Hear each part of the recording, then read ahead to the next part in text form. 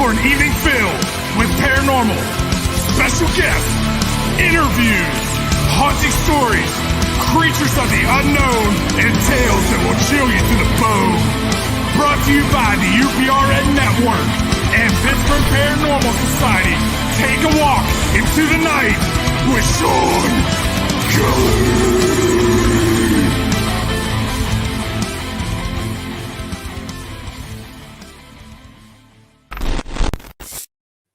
Hey, good evening, everybody. This is Shawn Kelly.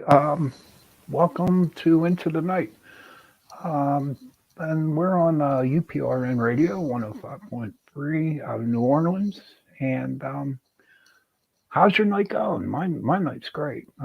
Back on Chasing Prophecy, the last show I was on, we had a good show. We talk about shamans and stuff like that. We had John Moore, good dude, man. He had a lot to have to say. But just start off the show as usual. Everything's okay with me, and I hope everything is okay with you. We survived Thanksgiving, and I hope everyone had a really, really good Thanksgiving. Mine was quiet. In fact, mine was kind of easy. When I worked for the other company, I always worked on Thanksgiving, and it was terrible because I was tired and I really couldn't enjoy my turkey dinner or spend some time with the family. But the new company I'm with, I actually had 2 days off in a row, Wednesday, Thursday, and a half a day on Friday. So it was pretty weird. It was pretty good. Weird, crazy, whatever you want to say. But it was well worth it. I guess I deserve it. My anxiety is going away a little bit, but I'll still be taking that medication. But I want everybody to know that you all are in my prayers. You are. To all the people that listen to my show. So you're not alone.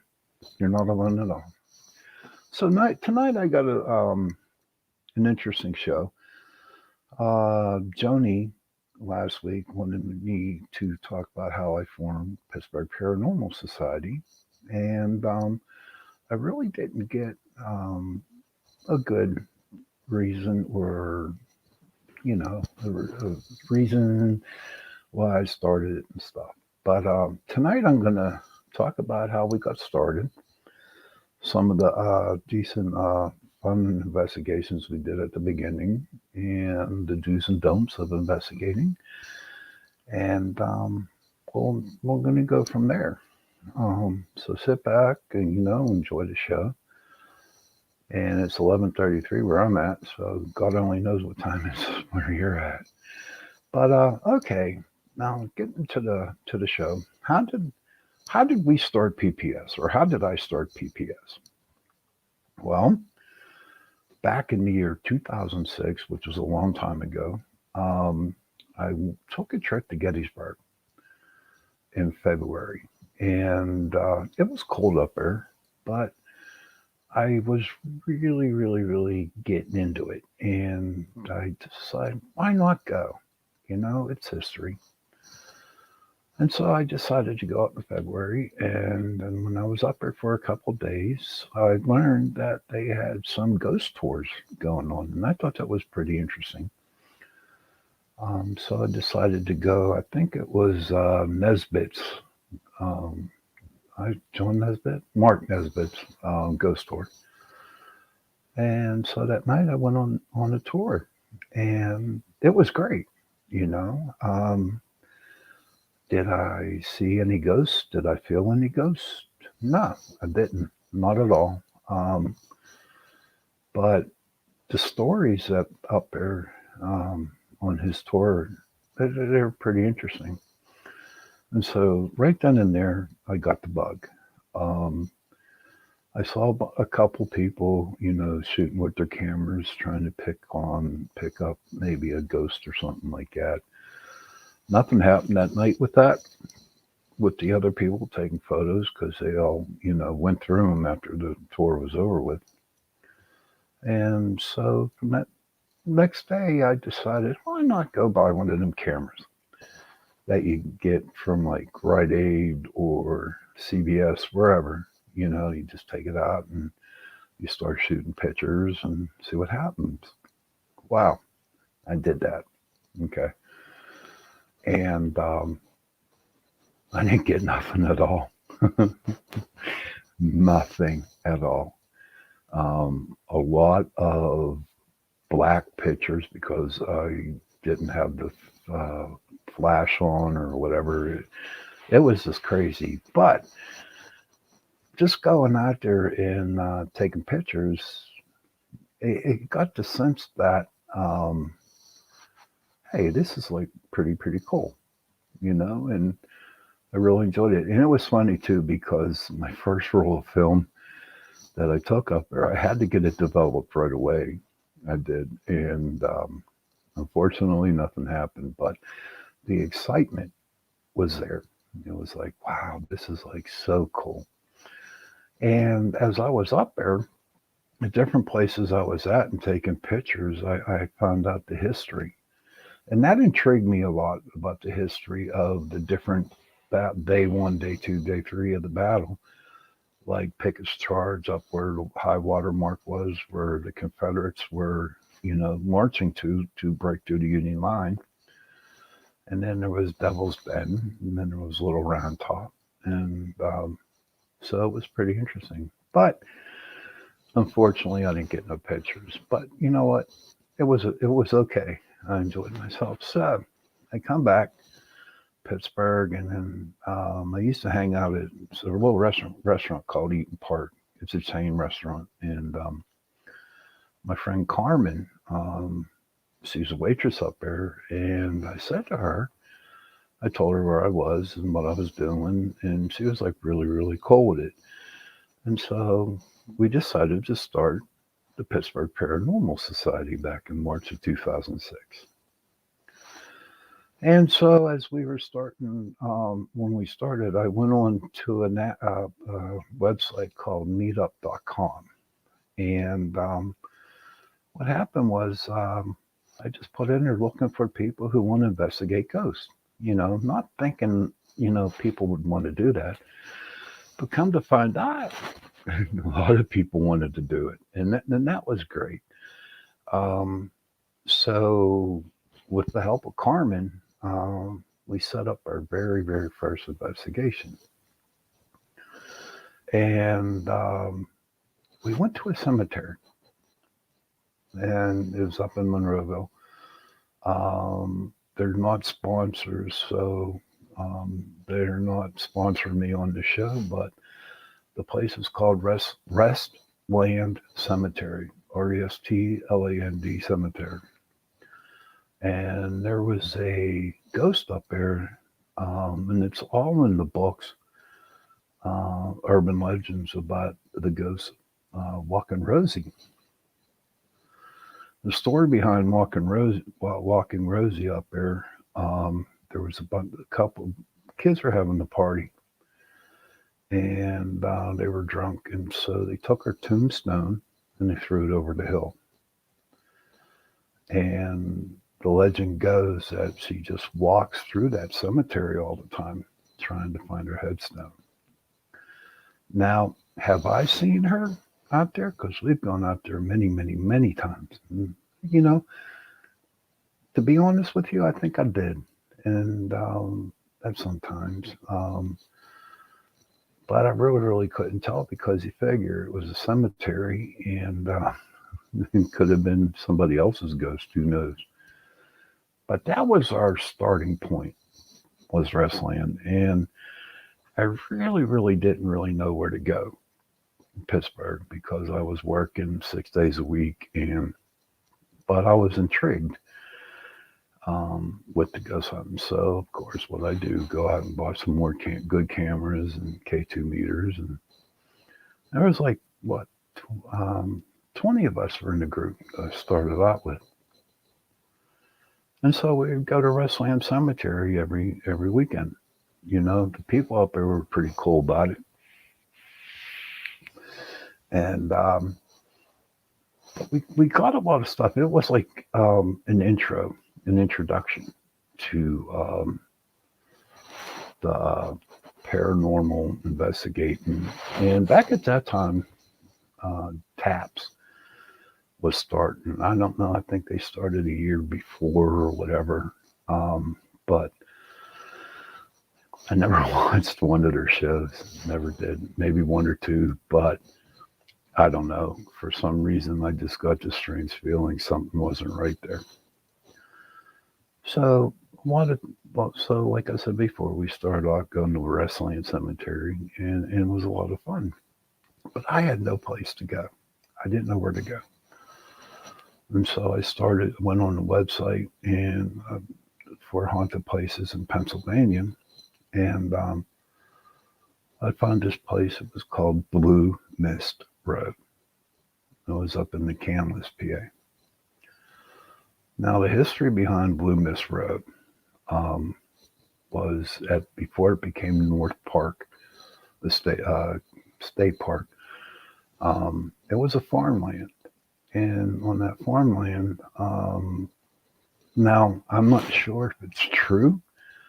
You know, I read some other different type of things, but with a certain group that weren't really nice to African Americans were back there, and they would hang, Native American people and African American. I'm sorry, forgive me, sorry about that, but African Americans. And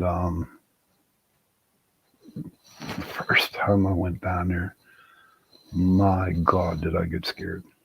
I was nervous. I actually can say I was nervous about going there. There was also stories of Satanism that happened down there, witchcraft, or a lot of bad things, a lot of really bad things. And so we went with my group, I guess.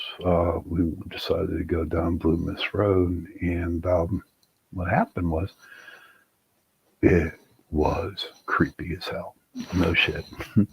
I mean, seriously. And with a bunch of amateurs just going down doing some, doing ghost hunting, and it was something. But what I learned to do was to trust what I heard, what I felt, and what I've seen, what I smelled too.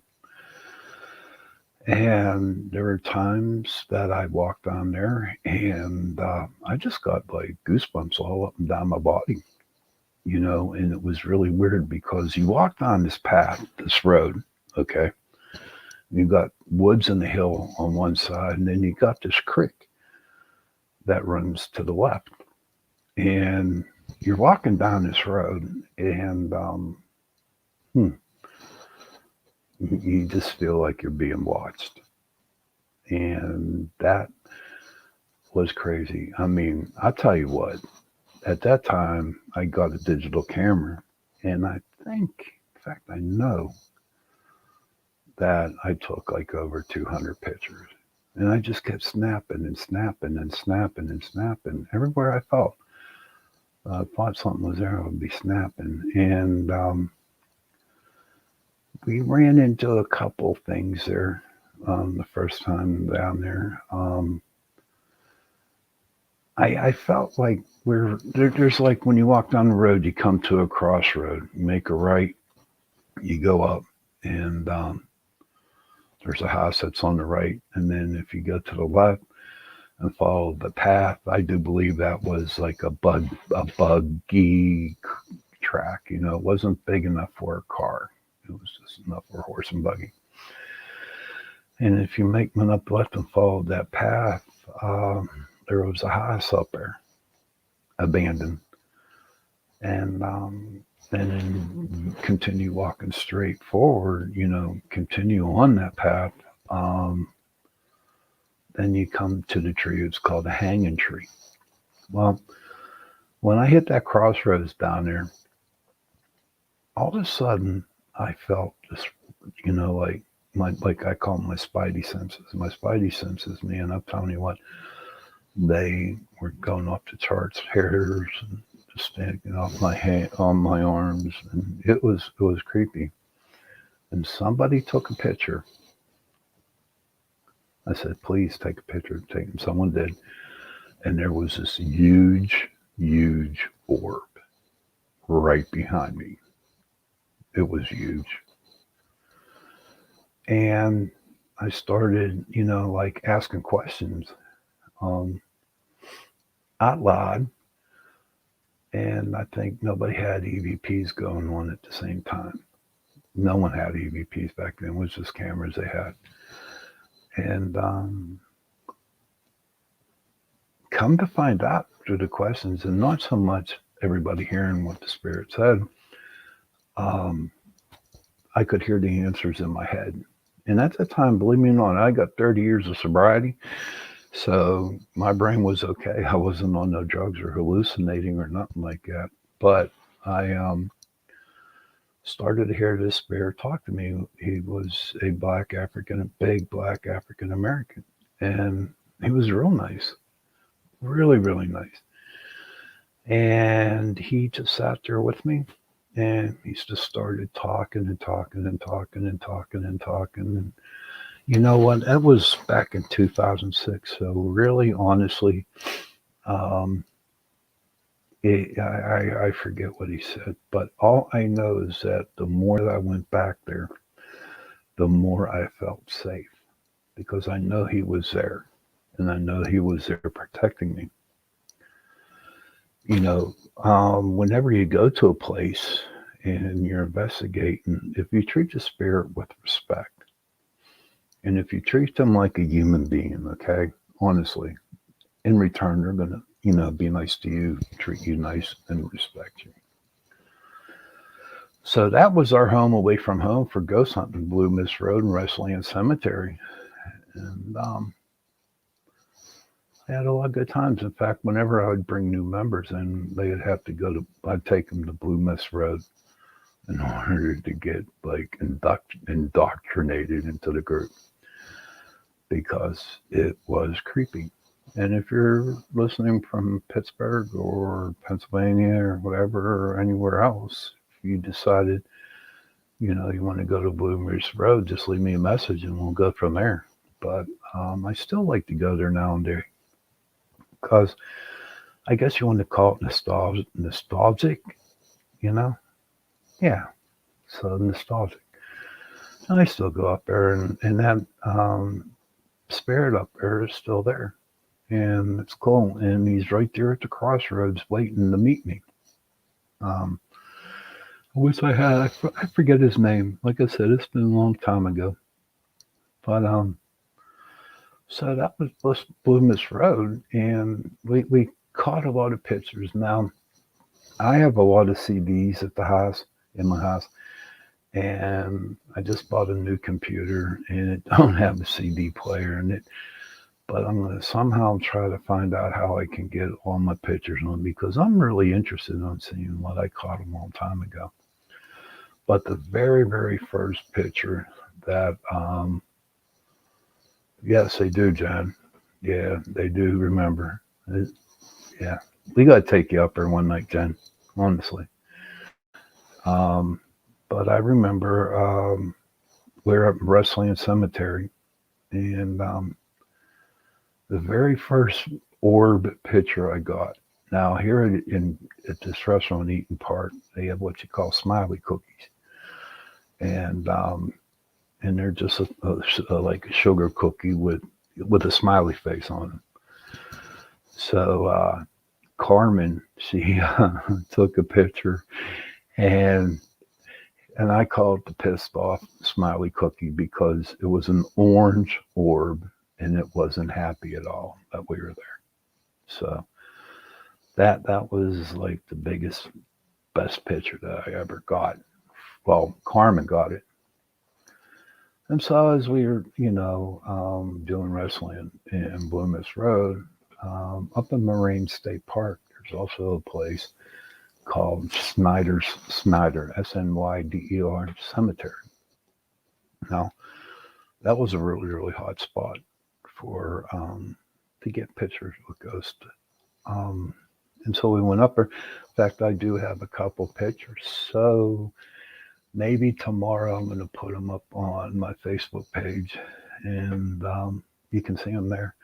But that was very creepy. It was real small. Maybe I want to say 100 by 100, something like that. It was real small. It was a family one. And what was really cool about it too, because where the cemetery was, off to the right is the foundation of the house that was there, but the house isn't there no more. But it was pretty cool. Um, but for the longest time, that's what we did. We did cemeteries. We did urban legends. Now, there's one place that's really big here in Pittsburgh, and it's called 13 Bends. And the story about 13 Bends is there was an orphanage where it burned down, and there were little kids that got killed. They got burned to death there. And according to all the ghost people, that there were 4 different areas where 13 Bends could be. People are saying it's around Coulter Cemetery. That's another cemetery. That's pretty creepy. But I never got to make it to say 13 Bends. No matter, I've been to 2 of them that were supposed to be, but of course we counted the bends, and there was never 13. It was always 12. But you know what? Maybe I wasn't supposed to go to that place. Stuff like that. Speaking, they want to say up around Fox Chapel. They say that's the one that where 13 Bends is. That's the legitimate one. Some people say it's in Elizabeth, PA, down here by Coulter Cemetery. And there's a couple other places that they thought of, but I really don't know. But so it was crazy because at the time, cool. We got to talk about it, Jen. Honestly, if you know what I'm talking about, that'd be great. Yeah, I need to go. But as time went on, and as with every group, a lot of people, they would, like I said, TAPS was going on at the time, and a lot of people were so intrigued on it, and so they all wanted to do ghost hunting. But they come to find out that it's boring. Honest to God, ghost hunting is boring as hell because you're at a place taking pictures that something is not there, okay? And it's awful quiet and you're really not talking. And so, especially the young kids, they lasted 2 investigations. That would be it, 2 or 3, and that was it. Which is okay. Some stayed on, some didn't, some formed their other groups. And I'd have to say since 2006 till now, I had over 150 people in my group that came in and out. A lot of them left. They started, oh, Trish, come to Pittsburgh, buddy. We'll take you. Or maybe next year we're trying to find a place. Maybe we might take a ride out Kansas. Who knows? That'd be cool. Yeah. Go to one of them old ghost towns. Oh, people, Jenny Nicasio and Trish Moe, they were my co-hosts on Chasing Prophecy, the show that comes on before us. But no, they never lasted. They just did their own thing.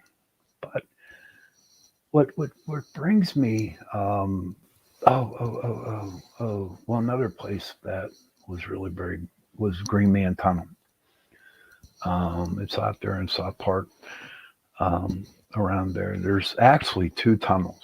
Okay, one is called Corvette Tunnel. That's on the right, and then they have another tunnel right beside that. It's called the Green Man Tunnel, and that's filled with salt. And it was claimed that a guy got electrocuted. He was working on the power lines, and somehow he got electrocuted and his face deformed. That is a true story about the Green Man. But so we decided to go out there, and yeah, it was very, yeah, filled with salt. But I know that the spirits, they can't cross into it. But I guess they figured that's where PennDOT puts all their salt, so they can salt for the snow.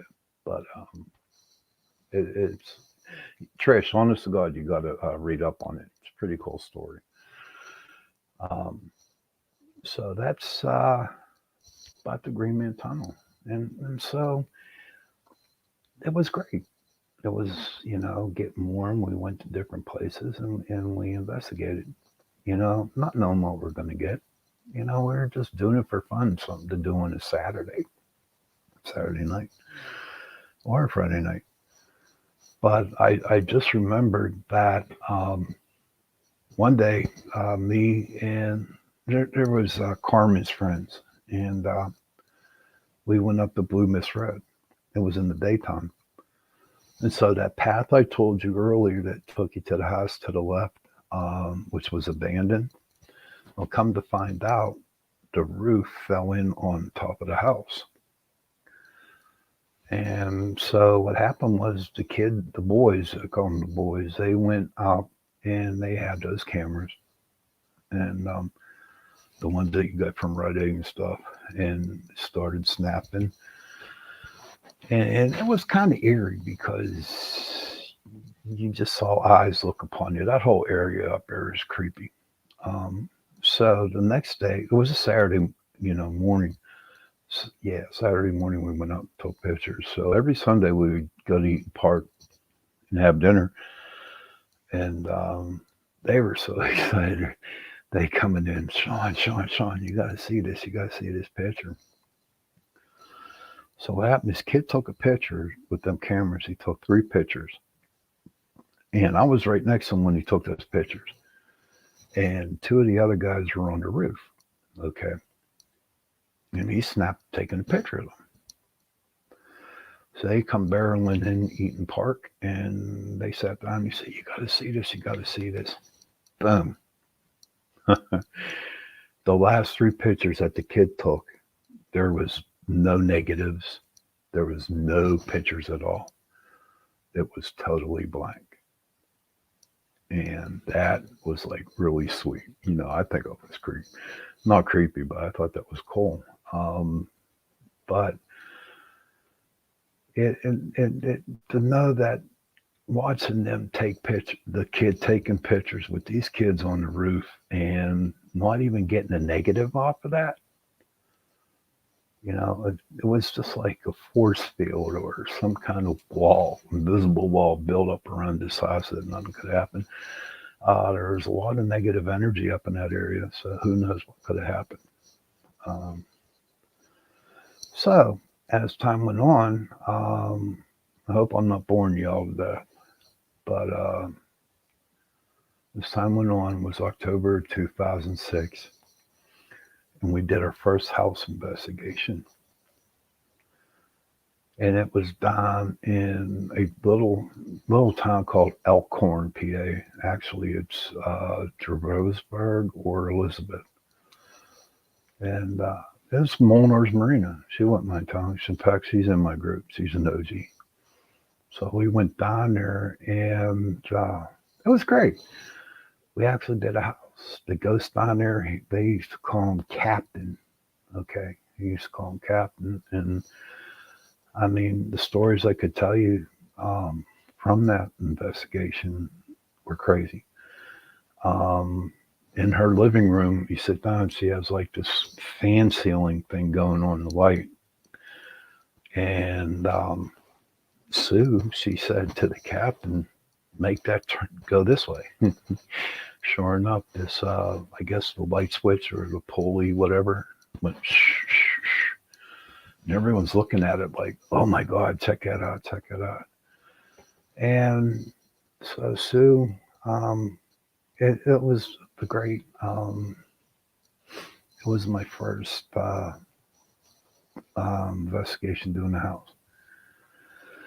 And I never really advertised because I didn't want to advertise because A, I was broke, and B, I just didn't know how to do it. But Sue, she told her friends, and her friends told her friends, and told, and and so on and so on. And so we were like investigating 2 times a week down in Elizabeth, PA. There's a funeral home down there that we went to, which was so cool, so cool. Um, we did that 2 or 3 times, and trust me, yeah, I was hoping to find something in the embalming room, but nothing, nothing at all. And we just like the person who owned the funeral home lived on top of the funeral home, so we investigated it, and nothing come out of it. Maybe an orb here, a mist there, something like that. But it was fun. And what really, really, got me um, that I really liked about investigating is that I got to go to different places and investigate. And I started to meet people who I am friends with still today. And that was what, close to 16, 17 years ago. And I think it was really cool. So, with Sue spreading and the word of mouth going on, people started to find out about the Pittsburgh Paranormal Society, and they started to find out, and the papers found out, and radio shows, and news in the morning, they found out about me, and all of a sudden, it started to get big. You know, I was starting to get known in the Pittsburgh area about ghost hunting because really, like I said, no one really experienced it, or nobody was really actually doing it in Pittsburgh at the time I formed a group. Um, so, and it just got us a lot of recognition, and it got us to places where nobody else could. Like not the Pittsburgh Playhouse, but Point Park. Their Point Park University had a place where people put on plays, and we were the only investigate group to go in there and investigate, which was pretty cool. Um, and didn't really get nothing much, but you know what? The history behind the place and actually being the first people to go down there, um, it was interesting. Trust me, there was a lot of good things happened, in the early parts of 2006 up to 2010. Doing radio shows, doing TV news, always getting articles written up on me, and but at the time, I never ever got an ego. Maybe I did, maybe I didn't. You'd have to ask old people back then. Maybe I don't know. But what happened was some of the group members that I had, they started, not, I don't want to say jealous because they just didn't like the way I was investigating. And they preferred doing, again, taps, ghost hunters. Now, at the time, ghost hunters became really, really big. And you can join their group as a TAPS family member. And all these groups started to form up around Pittsburgh. And I'm like, God, this is cool. I'm not the only one doing it.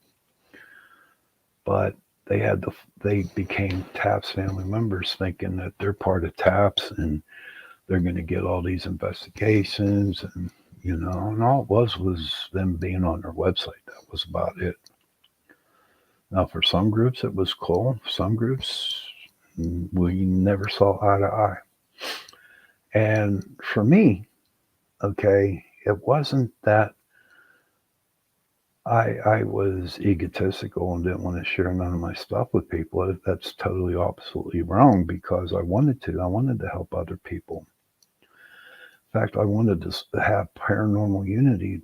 I'm like, This is so insane. People are so damn jealous because you got this photo or you got that video. And I'm thinking, nah, you don't need that. I'm here to help you if you need help. But they never wanted to. All they wanted to do was cause a lot of trouble and a lot of pain in the ass stuff. So I kind of tried to stay away from it, but I couldn't because they kept hounding me. And so I never did become a TAPS family member. If you're a TAPS family member, you do. They don't believe in orbs. I do. Okay. Now I know that the orbs, there's dew, and then there's raindrops and mist and dew, and who knows? Different types of things can cause orbs when you're taking a photograph of it. But the ones that I consider legitimately a pure spirit in an orb form is when you have a personal experience that when you took the picture, that personal experience, you caught this orb, and they have to be as bright as can be. To me, that's an orb, that's a spirit. So those are the ones that I do take. Um, but there was so much bickering, there was so much fighting because they wanted to be the best group. They wanted to get the best picture. And my ex girlfriend, we were at a house in Eastern Keysport, and she was taking a video of the bedroom, and she was panning. She couldn't see nothing in the video. So 25 minutes later, she's screaming. I was downstairs. She was upstairs. And she said, Shawn, get up here. Shawn, get up here. And as she was showing me the video, you just saw a picture of a girl standing in a closet. I do have that picture too. Um, and that was like the best picture we ever caught at that time. We've gotten many more since then, but to me, that was the first one. Um, and it wasn't creepy. It was like, oh, wow, there's this girl. Like I said, if you want to, you can go to my Facebook page and I'll post some pictures up, tomorrow, the next day, whatever. Um, so, and when people started to see that picture, then the animosity became a lot more intense because they would actually say, that's not a spirit, that was somebody in your group, that was this, that was that. And you know what? It wasn't. And I'm thinking, why are you bickering with me? Why do you have to, take me down a couple pegs because she got the picture. And I'm thinking, you know what? I don't need this crap no more. And so what I did was I completely kept away from the paranormal community here in Pittsburgh. Um, it wasn't worth all the aggravation. It wasn't.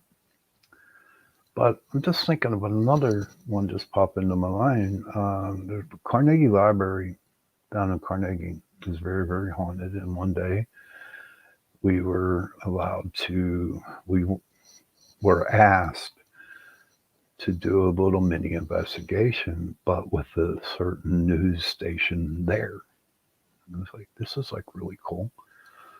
So we went down there and we started the investigation, and the news reporters was interviewing us. And all of a sudden, and my techie guy, Russ, he caught this on film. You actually see an orb. Well, how'd it go? Went through her body and not through her head. And he got real nervous. And it was a she. I'm not gonna, it was a she. But she got real nauseous. And she told us afterwards that she felt very, very sick. And that she never really, she was a skeptic about the ghost, um, and paranormal, and then that experience that she had that time, um, made her a believer. You know, now a lot of people at the time were saying, "Oh, you gotta get pictures, you got audio, video, whatever." And you know what?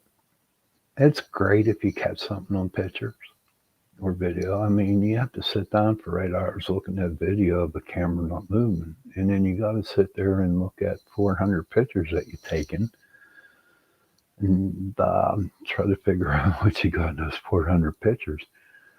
Um, but my motto was, what I thought was, I could take 400 or 500 pictures, and if I got one decent video picture out of that, I was happy. But it was just too much. Um, and because I mean, I remember sitting like on Sunday night just looking at all these pictures, and I'm like, oh, do I really, really want to go through all this? Do I really want to go? And I do eventually. Uh, but when it comes to skeptics, um, I'm not there to change their minds about ghost hunting. I'm not. If they believe, they believe. If they don't, they don't. That's their choice. I'm there to tell them my experience, what I experienced, by seeing ghosts. And a couple of times I invited them on a couple of investigations, and they came, and they were really, really debunking everything, this and that, until they had a personal experience. And when they had that personal experience, it didn't change their minds, okay? But they knew there's something not right about being there, okay? Um, and it's not that I was like trying to get a reaction or tell them, oh, you're right, Shawn. I wasn't. I just wanted to bring them along and have them experience what I experienced during the investigation. So, you can, if you're a skeptic, fine, that's great, um, but I'm not here to change your mind. I'm not. So we do have a motto in the group, and that is, I will respect what you believe in, but just please respect what I believe. And you know what? That goes many, many, many ways. Um, so there was a couple more I want to talk about, which is crazy. They were crazy ones. We were up in Monroe. Monroeville must be a haunted area because we were up there. Now, I'm going to set the story for you. Okay. Whenever we would go do an investigation, we would do a walkthrough, which means we would go 2, 3 days before the actual investigation. And at the time, my girlfriend, we would go to these walkthroughs. So the story behind this was, the guy was married and his wife was a nurse, and she was working at the time. And so this guy, he was pulling out of his driveway and got, I think it was Mosside Boulevard. He just turned on Mosside, and he got a phone call from his house where nobody was there, and it left a message. So he was driving. He didn't want to hear the message till he got to work. And so he finally got to work, and he was like really nervous and shook up. And he said to his secretary, "Can you listen to this message?" And she did listen to the message. And she was even shook up. The message said, "And kill the nurse." Kill the nurse. And that really, really creeped him out because his wife is a nurse. So that's when the secretary got a hold of me, and me and my girlfriend up at the time, we went up there, and so we did our walkthrough. And Maureen, she liked to do EVPs. So we did the walkthrough. Saw some pretty crappy, not crappy, but pretty scary stuff. So on that side, and she's in the car listening to the EVPs, and I'm talking to the client, setting up a date whenever we'll be there.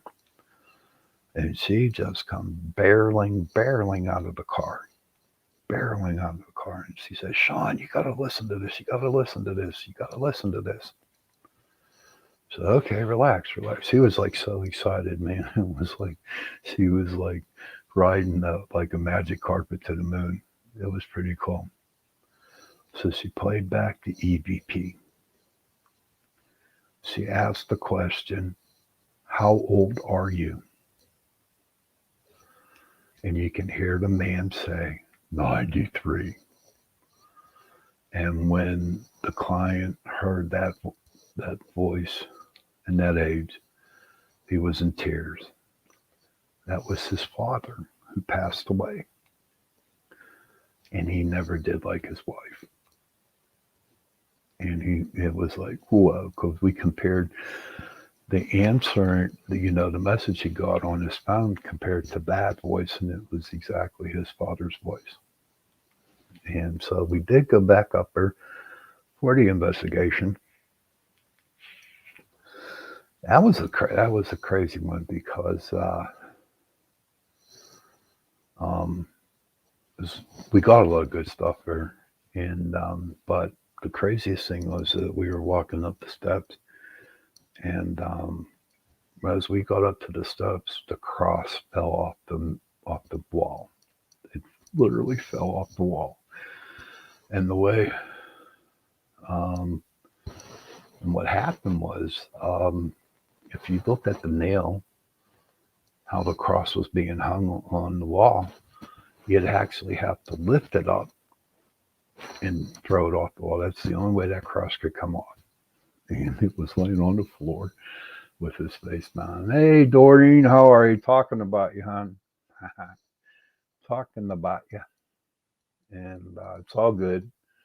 Just telling people about our investigations a long time ago. So that's really about, I've been to many investigations. And it's like each one was different. Our main purpose, yes, they were good times, Doreen. Yes, they were.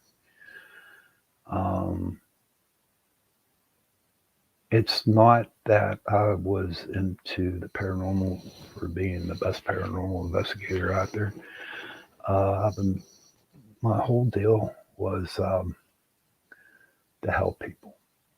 And I'm going to share one more story with you, and then I'm going to have to get going here. Times I'm going to stop, like Jenny says, it's the witching hour. But one time I got a phone call from a client, and she said, you got to hear this story. So we went over, and here she was telling us that her little girl was in a room, and she was like playing with her toys. And the mom was kind of nervous because she didn't hear no noises from her. So the mother went up and decided to check on her. And she opened the door, and her little daughter turned around and said, hi, Mommy. She goes, hi. And she goes, I want you to meet my friend Johnny. And there was nobody there. Nobody. And that's how she got into calling me. So we went there, we investigated the house. I cleared the spirits out of there. It was a bad ghost. It was a bad ghost that was controlling all the other ghosts that were hanging out in the house. So you got to think about it, right? That ghosts were people too. And even though they're dead and they're in spirit, especially the ones that are not being repetitious, but the ones that are intelligent, they didn't know what to do about this bad ghost. Now, this is a true story. I mean, I'm being honest with you. I wouldn't lie to you. And So what they did was that they sent this little ghost kid, Johnny, in order for her mother to realize what was happening and for us to get over there. And that it was good. And what was really sweet about that was a long time ago. But 2 years ago, I received an email from that woman, and she moved. She moved to the other side of the state, and what happened was she just wanted to say thank you for helping her family out, and that's all I need. I'm not in it for the glory. Doreen knows that. I'm just in there to help people out. So let me text my boss. Tell him I'm almost done here. So let me text him. I'm done.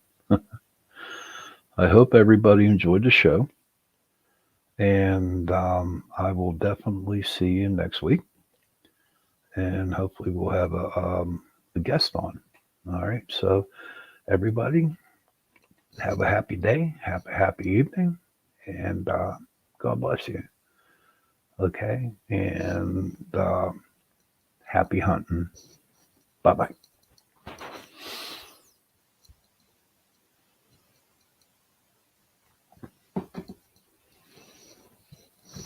Now we wait for Joe. And now we wait for Joe.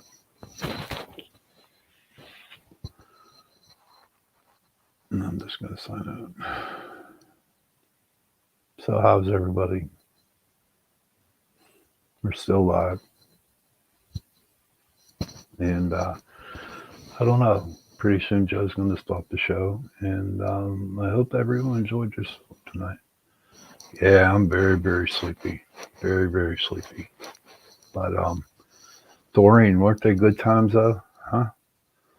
Those are some good times investigating. And Augie, if you're still on, thank you for setting up the Christmas party for us down there.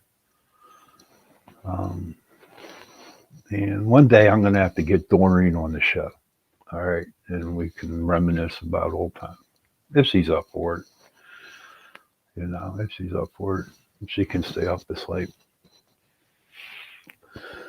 But it looks like Joe's just kind of busy right now. So what I'm going to do is I'm going to leave the studio. Thank you again, everybody, tonight. And again, happy hunting. Good night, everybody. Okay? Bye-bye.